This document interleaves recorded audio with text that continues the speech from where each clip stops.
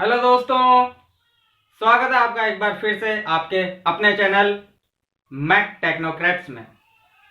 तो दोस्तों, पिछले लेक्चर में हमने एक्सेलरेशन के रिगार्डिंग बहुत सारी बात करी थी, ग्राफ भी हमने पढ़ लिए थे। पढ़ते पढ़ते जाएंगे तो फिजिक्स का मजा कैसे आएगा। तो अब चलिए एक सेशन लेते हैं न्यूमेरिकल का। पिछले रिलेटेड जितने भी टॉपिक्स थे उनके ऊपर हम अब न्यूमेरिकल्स लेंगे और आपकी प्रैक्टिस को मजबूत बनाएंगे। तो चलिए स्टार्ट करते हैं। तो आज बेसिकली हमें करना क्या है,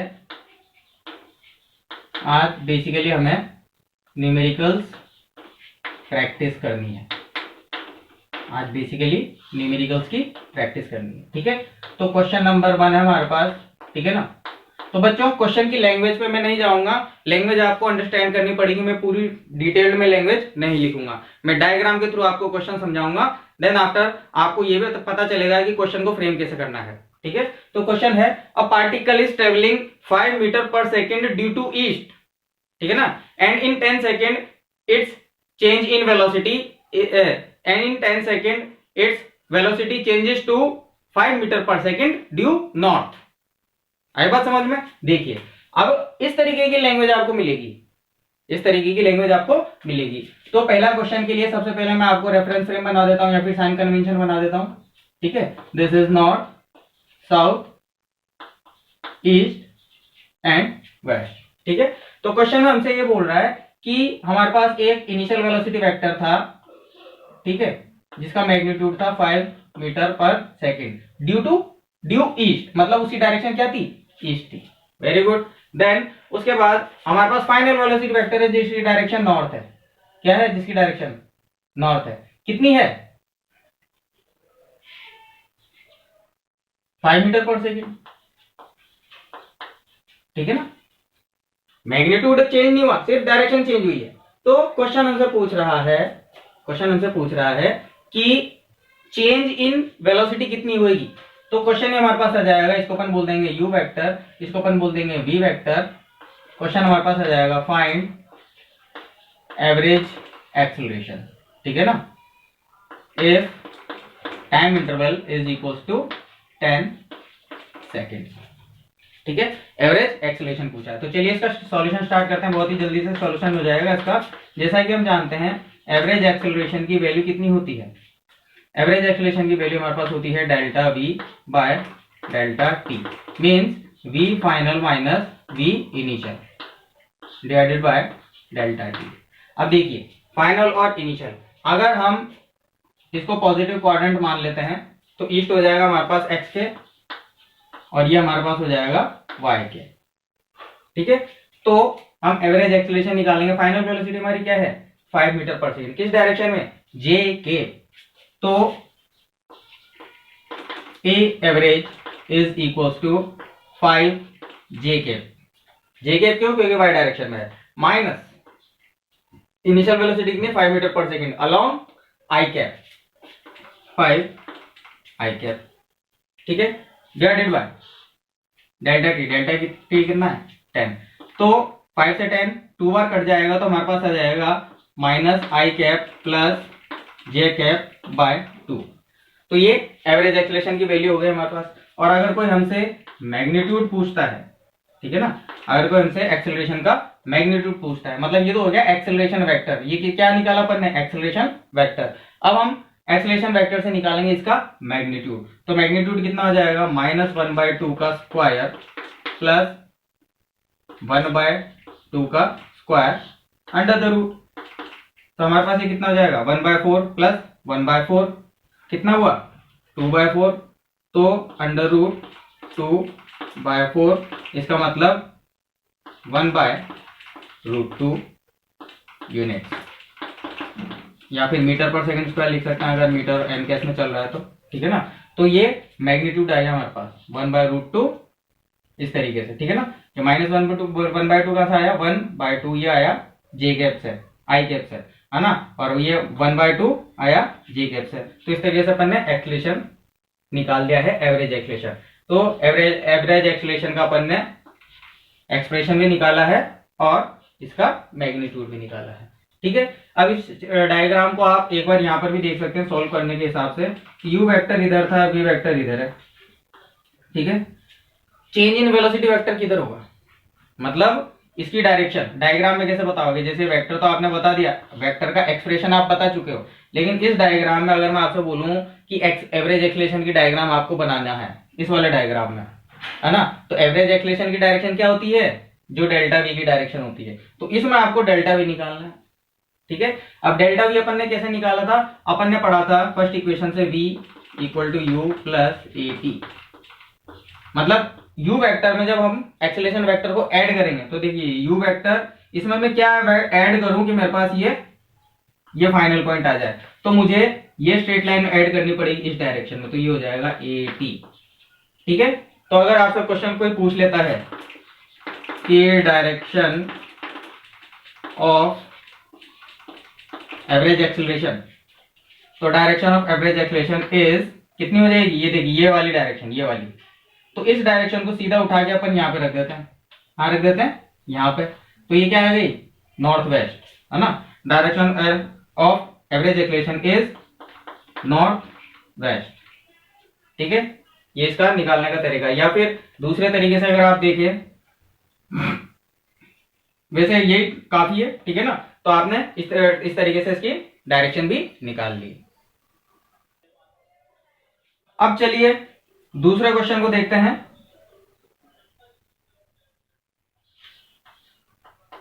क्वेश्चन नंबर 2,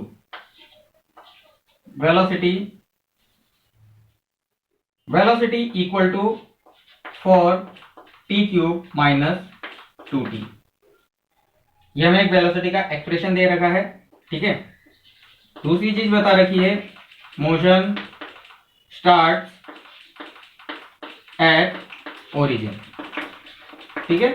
तो स्टूडेंट्स क्वेश्चन में इस तरीके से आपको लैंग्वेज लिखी रहेगी, मोशन स्टार्ट एट ओरिजिन, लेकिन एक फिजिक्स के स्टूडेंट होने के नाते आपको यही चीज कैसी नजर आनी चाहिए? यही चीज आपको ऐसी नजर आनी चाहिए कि मोशन स्टार्ट मतलब t equal to 0 at x equal to 0, ठीक है। तो इससे दो चीजें डिफाइन हो गई, एक्चुअली दो ही नहीं तीन चीजें डिफाइन हो गई। मैंने लिखा था मोशन स्टार्ट फ्रॉम ओरिजिन, ठीक है। अब हम रेक्टिलिनियर मोशन की बात कर रहे हैं, तो इसका मतलब मोशन तो एक स्ट्रेट लाइन में ही होएगा। तो मोशन स्टार्ट हुआ है मतलब t इक्वल टू 0 हमने कंसीडर किया है, t1 मतलब इनिशियल इंस्टेंट t1, और x इक्वल टू 0 मतलब कहां से स्टार्ट हुआ है? मोशन ऑब्जर्वर के पास। ऑब्जर्वर कहां बैठा है? x इक्वल टू 0 पे। अगर मैं लिखता y इक्वल टू 0 तो इसका मतलब मोशन किसके डायरेक्शन में हो रहा था? y डायरेक्शन में, लेकिन मैंने x इक्वल टू 0 लिखा है तो मोशन x एक्सिस में हो रहा है। तो हमें यहाँ पे एक डिटेल जानकारी और मिल गई कि हमारा जो पार्टिकल है वो x एक्सिस के अलोंग चल रहा है। क्लियर है? ये दूसरी कंडीशन हो गई। तीसरी चीज जो ये पूछ रहा है वो उसने एक्सप्रेस कर दी है कि find acceleration at x equal to 2 metre. Find acceleration of particle at x equal to 2 metre, ठीक है स्टूडेंट्स।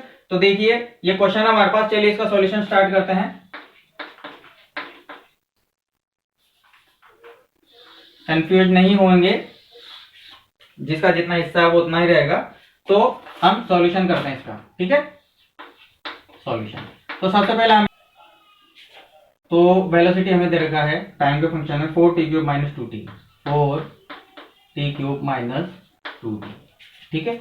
तो वेलोसिटी जब टाइम का फंक्शन दे रखा है तो इससे हमें दो बातें निकल के आती है कि या तो हम इसका डिफरेंशिएशन करेंगे या फिर हम इसका इंटीग्रेशन करेंगे। डिफरेंशिएशन करेंगे तो एक्सेलरेशन मिलेगा जो हमसे क्वेश्चन में पूछ रखा है ना, और किसी लोकेशन पर पूछ रखा है। तो अगर मैं इसका इंटीग्रेशन करूंगा तो हमें x मिलेगा, मतलब हमें एक बार इंटीग्रेशन करना पड़ेगा तो हमें x से रिलेटेड कुछ जानकारी मिलेगी, और जब हम इसको एक बार डिफरेंशिएट करेंगे तो हमें एक्सेलरेशन की वैल्यू मिल जाएगी, ठीक है ना। यहाँ पर सब कुछ मैग्नीट्यूड की बात हो रही है क्योंकि वन डायमेंशनल मोशन है, ठीक है। चलिए इस v को अपन देख लेते हैं।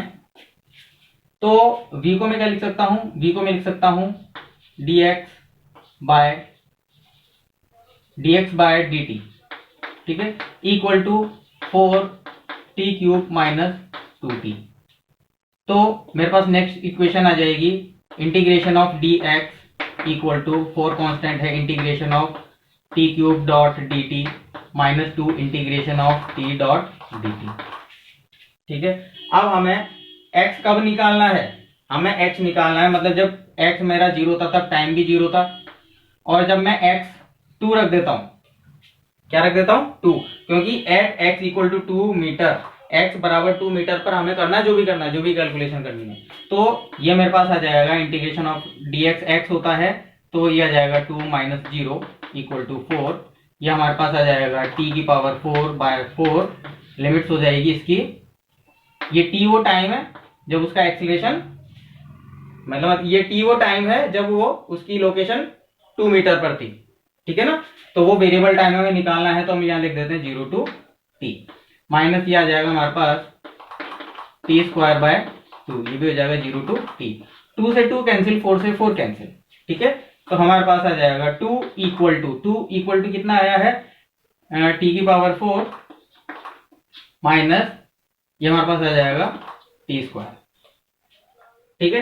तो अगर आप देखें यहां पर हम क्या कर सकते हैं, आप ध्यान से देखें तो ये क्वाड्रेटिक बन रही है, तो उसको क्वाड्रेटिक कैसे कन्वर्ट करेंगे, let t² equal to x, t² equal to u भी नहीं, कुछ और मानना पड़ेगा, m मान लेते हैं ना, t² इक्वल टू m। तो t² को हमने m माना, तो ये इक्वेशन हमारे पास किस में कन्वर्ट हो जाएगी, ये इक्वेशन हमारे पास कन्वर्ट हो जाएगी m² minus m minus 2 equal to 0 है। अब आप देखिए ये क्वाड्रेटिक है, ठीक है। अब इस क्वाड्रेटिक का हमें सॉल्यूशन करना है, तो चलिए मैं फटाफट से सॉल्व कर देता हूं। तो हमारे पास आ जाएगा m² minus 2m plus m minus 2 equal to 0। दोनों में से m कॉमन ले लिया, तो यहाँ हमारे पास बचा m माइनस 2, यहाँ पर हमने प्लस 1 कॉमन ले लिया, हमारे पास बचा m माइनस 2 इक्वल टू 0। तो m प्लस 1 और m माइनस 2 इक्वल टू 0, इसको अलग से इक्वल टू 0 करेंगे तो -1 वैल्यू आएगी, जो कि नहीं हो सकती, ठीक है ना, टाइम की वैल्यू माइनस में नहीं आती। अब ये m की, तो so m equal to t² equal to 2 हो जाएगा हमारे पास। देन टाइम की वैल्यू कब आ जाएगी हमारे पास, टाइम हमारे पास आ जाएगा प्लस माइनस, टाइम हमारे पास आ जाएगा प्लस माइनस √2। तो माइनस हम ले नहीं सकते, जैसा कि मैंने पहले बताया, ठीक है ना। व्हेन, कब, जब x की वैल्यू 2 मीटर है। तो ये तो अभी आधा क्वेश्चन सोल्व हुआ है। आगे बढ़ते हैं, अब हम जानते हैं इसका डिफरेंशिएशन करेंगे। अब देन नाउ dv/dt डिफरेंशिएशन करेंगे तो हमारे पास आ जाएगा 12t², ठीक है ना, 12t² माइनस 2, ये हमारे पास आ गया है एक्सीलरेशन, इसको अपन बोल देते हैं एक्सीलरेशन। सो एक्सीलरेशन की वैल्यू करनी है अपन को कब, जब x बराबर 2 मीटर हो। तो x बराबर 2 कब है, जब t की वैल्यू प्लस √2 हो, तो यहाँ पे t की जगह में प्लस √2 रखना है। तो 12 √2² माइनस 2, ठीक है। तो देखिए ये हो जाएगा 2, 12 2 24, 24 माइनस 2 22, तो 22 मीटर पर सेकंड स्क्वायर, ये हमारा फाइनल आंसर है जो हमें निकालना था। तो देखा आपने क्वेश्चन कि इस क्वेश्चन में हमने वेरिएबल एक्सेलरेशन लिया था या फिर वेरिएबल वेलोसिटी ली थी, और इंटीग्रेशन और डिफरेंशिएशन का बहुत अच्छे से यूज किया था। ये फर्स्ट क्वेश्चन था, इसके अंदर हमने वेक्टर के डायरेक्शनल नेचर को देखा था, और वेक्टर के डायरेक्शनल नेचर के साथ साथ हमने इक्वेशंस को लगाकर उनके मैग्नीट्यूड वगैरह भी निकाले थे। चलिए नेक्स्ट क्वेश्चन देखते हैं एक और।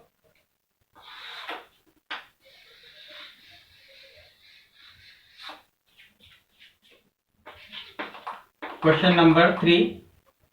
क्वेश्चन नंबर 3 में हमारे पास एक हेमिस्फीयर है, ठीक है, हमारे पास एक हेमिस्फीयर है।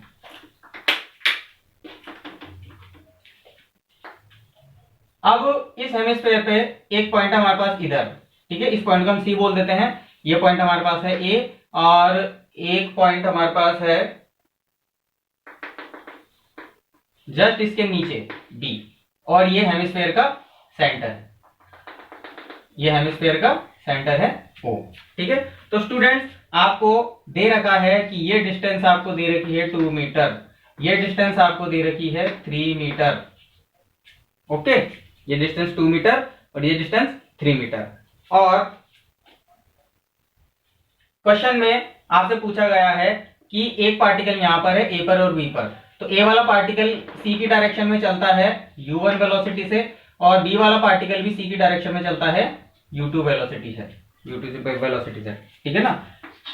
बोथ रीच सी साइमल्टेनियसली, मतलब ये दोनों जो पार्टिकल हैं ये सी पर एक साथ पहुंच रहे हैं। कैसे पहुंच रहे हैं? एक साथ पहुंच रहे हैं।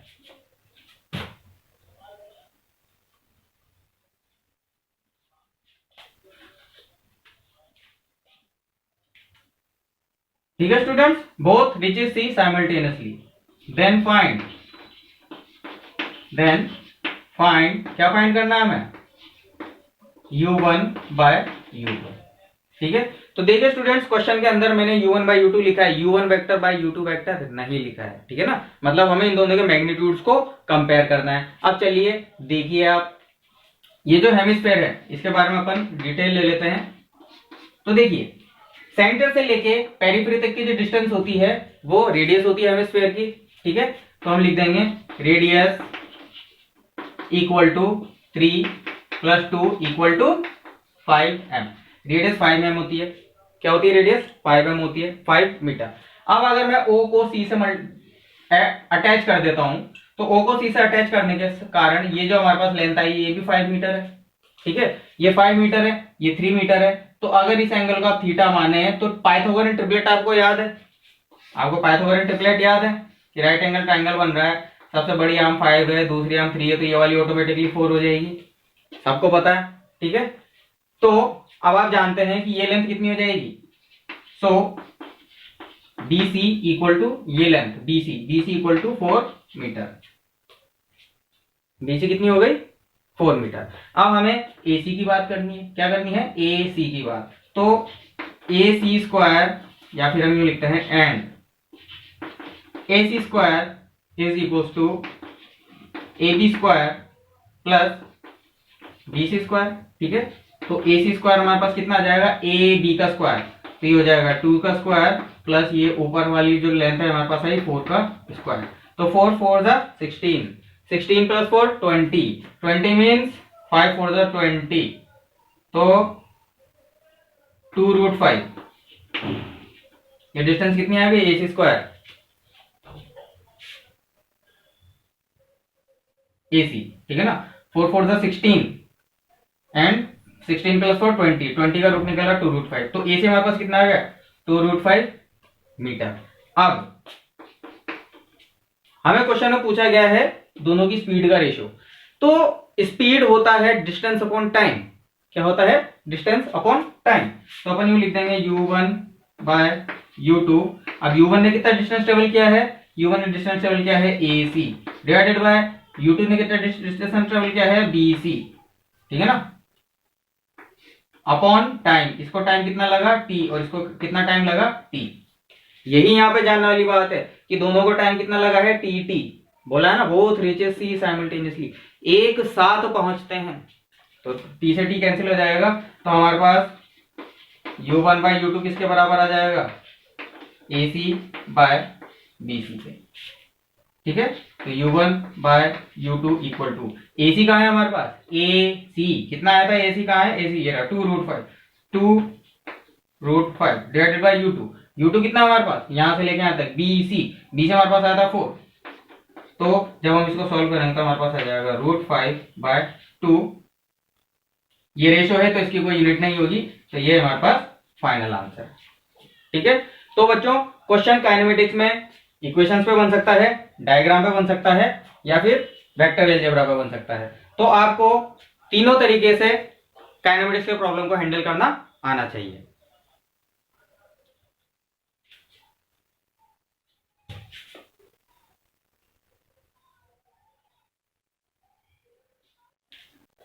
तो चलिए बच्चों, नेक्स्ट क्वेश्चन की तरफ चलते हैं, ठीक है। नेक्स्ट क्वेश्चन में हमें दे रखा है position vector is equal to t² - 4t + 6 i plus t² j, ठीक है। तो देखिए स्टूडेंट, यहां पे हमने वेक्टर को टाइम के फंक्शन में लिखा है। इसके पिछले क्वेश्चन में हमने क्या लिखा था? इसके पिछले क्वेश्चन में हमने वेक्टर के मैग्नीट्यूड को टाइम के फंक्शन में लिखा था, है ना।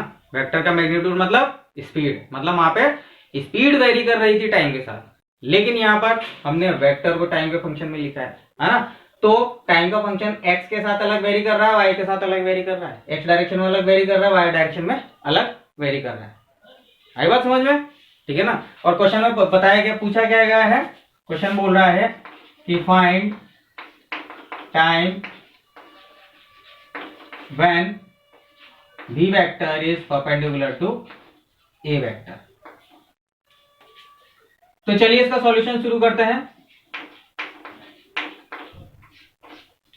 ठीक है, v वेक्टर पोजीशन से निकल सकता है, तो velocity is equal to dr vector by dt।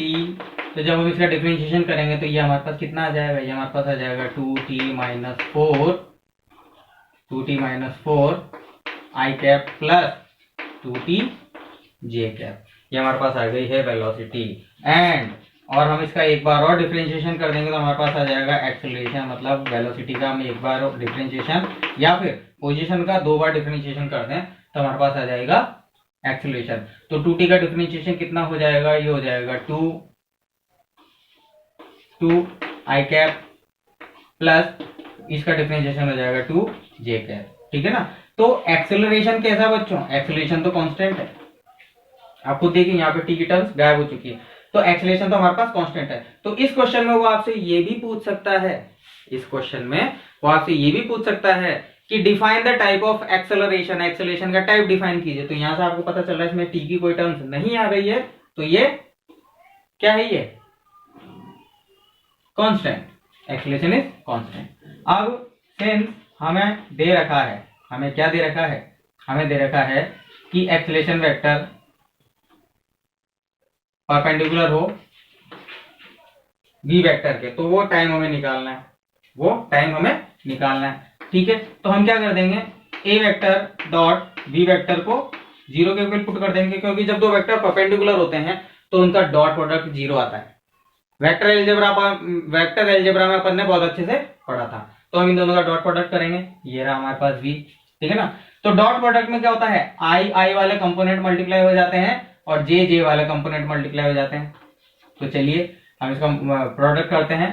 तो पहले हमारे पास आ जाएगा 2t माइनस फोर इंटू इसमें है 2, उसके बाद प्लस जे वाले ये आ जाएगा 2t और इसमें है 2 इक्वल टू 0। ये मल्टीप्लीकेशन हमें 0 करना है, तो 2 to the 4, 4t minus 8 plus ये हो जाएगा 2 into 2 4t plus 4t equal to 0।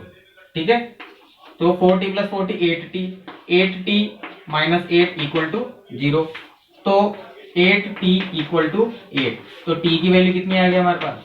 1। t की वैल्यू कितनी आएगी? 1 सेकेंड। मतलब जब आपका पोजीशन वेक्टर इस तरीके से वेरी कर रहा हो तो t इक्वल टू 1 सेकेंड पर आपका एक्सेलरेशन और वेक्टर, एक्सेलरेशन वेक्टर और वेलोसिटी वेक्टर परपेंडिकुलर होगा। ठीक है बच्चों, चलिए अब एक डायग्राम वाला ग्राफ, मतलब ग्राफ वाला क्वेश्चन ले लेते हैं।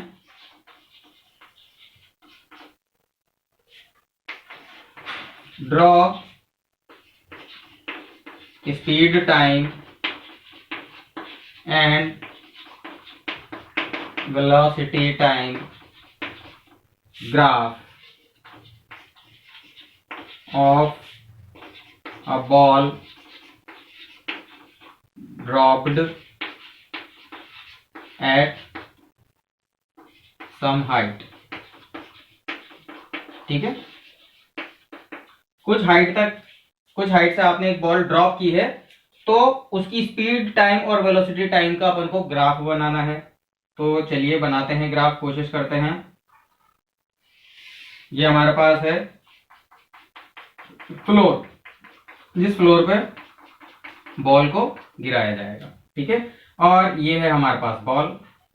ठीक है स्टूडेंट, अब जब बॉल को हमने ड्रॉप किया था तो u इक्वल टू 0 था, ये आपको ध्यान रखना है। ठीक है, अब बॉल जैसे नीचे जाएगा, देखिए बॉल नीचे पहुंच गया, यहाँ पे टप्पा खाएगा, टप्पा खाने के बाद वो वापस ऊपर उछलेगा। ठीक है ना, ड्रॉप एट सम हाइट। तो बिल्कुल प्रैक्टिकल सिचुएशन की बात कर रहे हैं, तो ये बॉल वापस से टप्पा खा के ऊपर उछलेगी, तो वापस ऊपर की तरफ जाएगी। तो मैं इस पॉइंट से बना रहा हूं ऊपर की डायरेक्शन, ठीक है ना।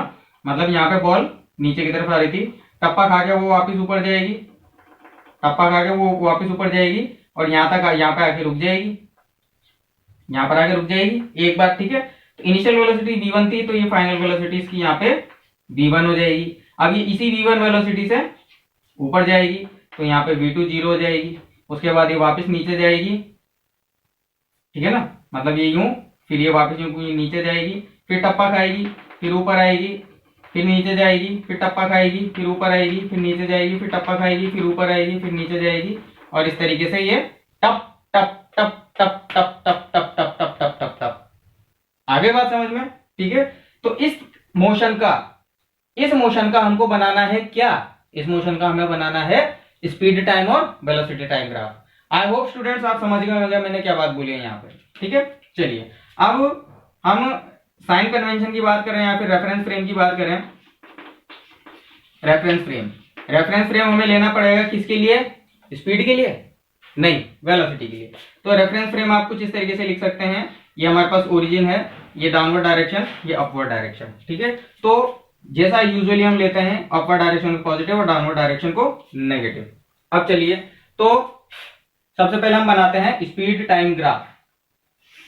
क्या बनाते हैं, स्पीड टाइम ग्राफ।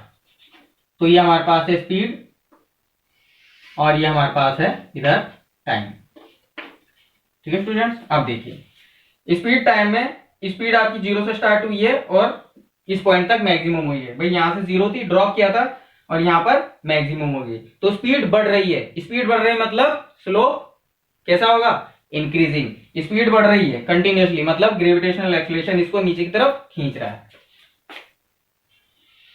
ये आ गया आपके पास स्ट्रेट लाइन, ठीक है, ये मैक्सिमम स्पीड है यहां तक। उसके बाद उसी स्पीड उससे थोड़ी कम स्पीड से हम ऊपर की तरफ जाने लग गए, तो वेलोसिटी डिक्रीज हो रही है। उससे थोड़ी कम स्पीड से हम क्या जा रहे हैं, ऊपर की तरफ जा रहे हैं। किस डायरेक्शन में जा रहे हैं, प्लस डायरेक्शन में। तो हमारी जो स्पीड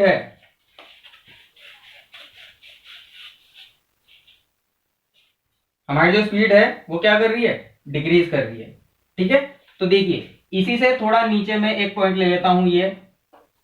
अब यहां से हमारी स्पीड डिक्रीज कर रही है, डिक्रीज करने के बाद यहां पे वापस 0 हो जाएगी, 0 होने के बाद वापस अपोजिट डायरेक्शन में बढ़ेगी। तो ये फिर बढ़ी, यहां तक बढ़ी, फिर इसी से थोड़ा नीचे अपन एक ले लेते हैं, फिर वापस ये नीचे की तरफ जा रहा है, वापस ऊपर जा रहा है, तो स्पीड घटेगी, तो यहां से स्पीड घटेगी। तो यही पैटर्न बार बार फॉलो होता रहेगा, यही पैटर्न बार बार फॉलो होता रहेगा। तो ये जो बीच में मैंने गैप बताया है, ठीक है ना, मतलब यहां से यहां तक कोई ग्राफ नहीं है, यहां पर भी, यहां पर भी, यहां पर भी। तो ये टक्कर वाले पॉइंट्स हैं जो जमीन से टक्कर हो रही है, ठीक है ना। जब जमीन से टक्कर होती है तो थोड़ी सी काइनेटिक एनर्जी खत्म हो जाती है, थोड़ी सी काइनेटिक एनर्जी खत्म हो जाती है। तो उस काइनेटिक एनर्जी खत्म होने के कारण ये इतना गैप आ रहा है यहाँ पे। तो यही प्रोसेस आगे तक रिपीट होता रहेगा। तो ये हमारे पास आ गया स्पीड टाइम ग्राफ। अब चलिए हम वेलोसिटी टाइम ग्राफ की बात करते हैं। ये देखिए t और ये हमारे पास v। तो स्टूडेंट्स स्पीड कभी भी नेगेटिव नहीं होती, इसलिए इसका पूरा ग्राफ पॉजिटिव बना है। लेकिन वेलोसिटी में आप देखिए, वेलोसिटी अपनी कितनी थी, 0 थी। उसके बाद किस डायरेक्शन में, नेगेटिव डायरेक्शन में इंक्रीज कर रही थी, ठीक है। नेगेटिव डायरेक्शन में कैसे इंक्रीज करेगी, नेगेटिव एक्सिस से स्लोप बढ़ाती रहेगी। ये देखो साहब, ये यहां तक इसने इंक्रीज किया है, देन मैक्सिमम हो गई नेगेटिव डायरेक्शन में, ये नेगेटिव डायरेक्शन में मैक्सिमम हो गई। उसके बाद उससे थोड़ी कम स्पीड से ये अपोजिट डायरेक्शन में मूव करेगी, उससे थोड़ी कम स्पीड से। क्यों, क्योंकि यहां पर काइनेटिक एनर्जी में थोड़ा सा लॉस हुआ है, तो उससे थोड़ी कम स्पीड पर ये ऊपर की तरफ मोशन करेगी। किस डायरेक्शन में, प्लस डायरेक्शन में। और स्पीड इसकी अब डिक्रीज हो रही है, इसकी स्पीड क्या हो रही है, डिक्रीज हो रही है। और यहां पर, यहां से लेकर यहां तक के मोशन में इनिशियल डायरेक्शन क्या है, अपवर्ड, और वो भी पॉजिटिव, ठीक है। तो हम एक ये बिल्कुल स्ट्रेट लाइन बनाते हैं इसके पैरेलल। अब ये जो मैग्नीट्यूड है इससे थोड़ा कम होगा ये भाई, अगर ये 10 सेंटीमीटर है तो ये 9 सेंटीमीटर होगा। तो यहां से हमारे पास ग्राफ फिर से शुरू होगा और वो भी इसी तरीके से नीचे आएगा। मतलब यहां पर आने के बाद उसकी स्पीड 0 होगी। देखिए ये ऊपर की तरफ बढ़ता जा रहा है, मतलब स्पीड की डायरेक्शन क्या है, पॉजिटिव, लेकिन वो कंटिन्यूसली डिक्रीज हो रही है। तो देखिए डायरेक्शन पॉजिटिव है और अभी कंटिन्यूसली डिक्रीज हो रही है और इस पॉइंट पर 0 हो गई। मतलब आप यहाँ पहुंच गए, आप यहाँ पहुंच गए, यहाँ पहुंच गए। यहाँ पर आपकी देखिए वेलोसिटी 0 है, वेलोसिटी 0 है ना। उसके बाद अब आप नेगेटिव डायरेक्शन में स्पीड बढ़ा रहे हैं, तो इसी ग्राफ को आगे कंटिन्यू कर दो, इसी ग्राफ को आगे कंटिन्यू कर दो। जितनी लेंथ ये है उतनी लेंथ ये, जितनी लेंथ ये है उतनी लेंथ ये, यहां तक, ठीक है। उसके बाद वही पैरेलल लाइन बिल्कुल इसके पैरेलल। अब ये डिस्टेंस अगर 5 सेंटीमीटर था तो ये 4 सेंटीमीटर होगा। थोड़ा सा डिक्रीज क्यों हुआ, क्योंकि पार्टिकल ने टक्कर करते टाइम यहाँ पे थोड़ी सी एनर्जी लॉस की, ठीक है। उसके बाद वापस देखिए, वापस नीचे की तरफ स्पीड बढ़ेगी, ये बढ़ रही है, ठीक है ना। और उसके बाद इंस्टेंट पर 0 हो जाएगी, ये 0 हो गई। और उसके बाद नेगेटिव डायरेक्शन में बढ़ेगी, ये बढ़ने लग गई। तो स्टूडेंट्स आप देखिए यहां पर ये पहला कोलिजन हुआ था, यहां पर दूसरा कोलिजन हुआ था, यहां पर ये तीसरा कोलिजन हुआ था। और इस केस में भी यही है, ठीक है ना। ये T1 है, मतलब जब पहली बार टक्कर हुई, ये T2 है जब दूसरी बार टक्कर हुई, और इसी तरीके से ये T3 है, ठीक है। तो स्टूडेंट्स आपने क्या देखा, आपने देखा कि जब हमने स्पीड टाइम ग्राफ बनाया तो जब जब भी टक्कर हुई वहां पर कुछ एनर्जी लॉस हमें दिख गया in terms of loss of speed. Speed loss हुई है तो काइनेटिक एनर्जी में लॉस हुआ था, ठीक है। और जब हमने वेलोसिटी टाइम ग्राफ बनाया तो इसके अंदर हमने क्या देखा, इसके अंदर हमने देखा कि जब भी टक्कर हुई है ग्राफ एकदम से नेगेटिव से पॉजिटिव में उछल गया, यहां से डायरेक्ट यहां चल गया, यूं, है ना। मतलब टक्कर के बाद क्या हुआ, एकदम से डायरेक्शन चेंज हो गई, मतलब पार्टिकल ने डायरेक्शन चेंज की है ना। टप टप होने के बाद इसकी डायरेक्शन अपोजिट हो जाती है। तो देखिए इसने यहाँ पे डायरेक्शन चेंज की, तो ग्राफ के अंदर वो डायरेक्टली शो हो रहा है, ठीक है स्टूडेंट्स। तो चलिए बच्चों अगला न्यूमेरिकल लेते हैं। तो न्यूमेरिकल में स्टूडेंट्स मैं आपको डायरेक्ट लैंग्वेज नहीं लिखवाऊंगा, मैं आपको ये बता देता हूं कि इनिशियल वेलोसिटी जो थी वो हमारे पास 15 मीटर पर सेकेंड थी, ठीक है। और उसके ऊपर जो एक्सीलरेशन था वो रिटार्डेशन की टर्म में था। तो क्वेश्चन में ध्यान रखना, आपको रिटार्डेशन लिखा हुआ है तो आपको माइनस लगाना है। तो क्वेश्चन में आपको रिटार्डेशन दे रखा है -10 मीटर पर सेकेंड स्क्वायर, ठीक है। ये आपको रिटार्डेशन दे, है ना, रिटार्डेशन दे रखा है। तो क्वेश्चन में पूछ रखा उसने कि find distance travel in third second, ठीक है ना। थर्ड सेकेंड में डिस्टेंस ट्रेवल पूछा उसने आपसे। तो सॉल्यूशन में हम इसके क्या करेंगे, हम फॉर्मूला अप्लाई करेंगे एसएन का फॉर्मूला आता है u + a/2 × 2n-1, ठीक है। तो चलिए S3 n की जगह में 3 रखना है क्योंकि थर्ड सेकंड के अंदर उसने डिस्टेंस ट्रेवल पूछा है। क्या पूछा है, डिस्टेंस ट्रेवल। तो u हमारे पास कितना हो जाएगा, इनिशियल वेलोसिटी थी 15 प्लस a हमें दे रखा है रिटार्डेशन मतलब -10। यहाँ पे मैंने बच्चों आपको डायरेक्ट लिख दिया -10, पर अगर लैंग्वेज में उसने रिटार्डेशन लिखा है तभी आपको -10 लेना है, ठीक है ना। तो लैंग्वेज में भी एग्जामिनर कई बार आपको फंसाने की कोशिश करता है। तो -10/2 6 - 1 5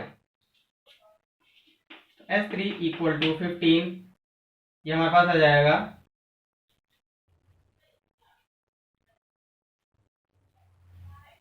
-5, ठीक है। 3 × 2 = 6, 6 - 1 5। तो S3 हमारे पास आ जाएगा 15 - 25 = -10 मीटर, ठीक है। तो स्टूडेंट्स इसने हमें क्वेश्चन में क्या दिया है कि S3 की वैल्यू आ रही है हमारे पास -10 मीटर।